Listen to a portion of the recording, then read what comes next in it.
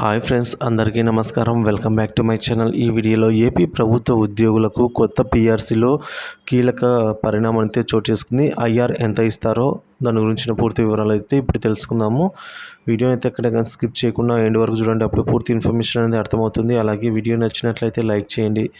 ఇక ఆలస్యం చేయకుండా వీడియోలోకి అయితే వెళ్ళిపోదాం ఫ్రెండ్స్. సో ముందుగా మనం చూసుకున్నట్లయితే ఏపీలో కొత్త ప్రభుత్వం కొలువుదీరింది. నూతన ప్రభుత్వంపై ఉద్యోగులు ఆశలు పెట్టుకున్నారు.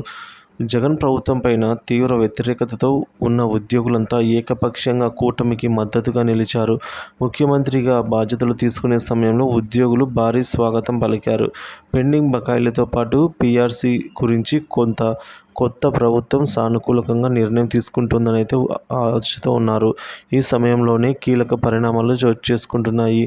జగన్ ముఖ్యమంత్రిగా ఉన్న సమయంలో ఉద్యోగులు అసహనంతో కనిపించారు. ఉద్యోగుల పీఆర్సీ అమలులో అనుసరించిన విధానం కొర్రీలు వారికి ఆగ్రహం తెప్పించాయి. 2022లోనే విజయవాడలో భారీ నిరసన ప్రదర్శించారు. ఉద్యోగులకు చెల్లించాల్సిన డిఏలు సకాలంలో అందలేదు.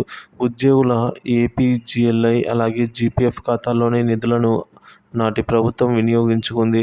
ఇక పదవి విరమణ చేసిన ఉద్యోగులకు దక్కాల్సినవేవీ దక్కలేదు. అదేవిధంగా పెన్షనర్ల విషయంలోనూ ప్రభుత్వం నిర్ణయాలపైన వ్యతిరేకత కనిపించింది. తాజా ఎన్నికల్లో పోస్టల్ బ్యాలెట్తో పాటుగా పోలింగ్లోనూ ప్రభుత్వానికి వ్యతిరేకంగా వీరంతా వ్యవహరించినట్లు ఎన్నికల సరళి స్పష్టం చేసింది. ఇక ముఖ్యమంత్రిగా చంద్రబాబు బాధ్యతలు స్వీకరించిన తర్వాత ఉద్యోగ సంఘాల నేతలు కలిశారు. తమ బకాయిలు చెల్లించడంతో పాటు సమస్యల పరిష్కారానికి చర్యలు తీసుకోవాలని కోరారు. ఈ నెల ఆఖరులోగా సమావేశం ఏర్పాటు చేస్తామని చంద్రబాబు హామీ ఇచ్చారు.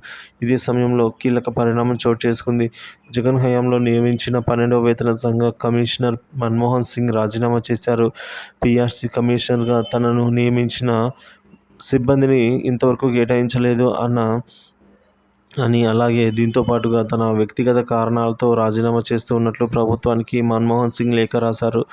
దీంతో ఇప్పుడు ప్రభుత్వం కొత్త పీఆర్సీ ఏర్పాటు చేయాల్సి ఉంది. పీఆర్సీ నివేదిక ఆలస్యం కానుండడంతో ప్రభుత్వం ఉద్యోగులకు ఐఆర్ ఇస్తుందా లేదా, ఒకవేళ ఇస్తే ఎంత మేర ఇస్తుంది అనేది ఇప్పుడు ఉద్యోగ వర్గాల్లో చర్చనీయాంశంగా మారింది.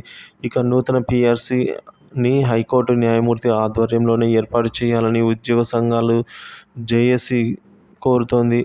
సో దీంతో ఇప్పుడు ఉద్యోగుల విషయంలో ప్రభుత్వం తీసుకునే నిర్ణయం ఏంటా అనేది సర్వత్రా ఆసక్తిగా మారుతోంది ఫ్రెండ్స్.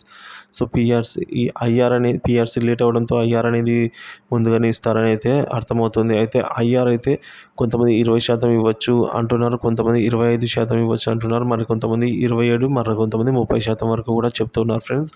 ఏదేమైనప్పుడు కూడా అఫీషియల్గా అయితే ఎంత ఇస్తారనేది ఈ నెలాఖరు లోపల మనకి తెలియంది. సో ఎటువంటి తాజా అప్డేట్ న్యూస్ ఉన్నా సరే మన ఛానల్లో వీడియో రూపంలో పోస్ట్ చేస్తూనే ఉంటాను.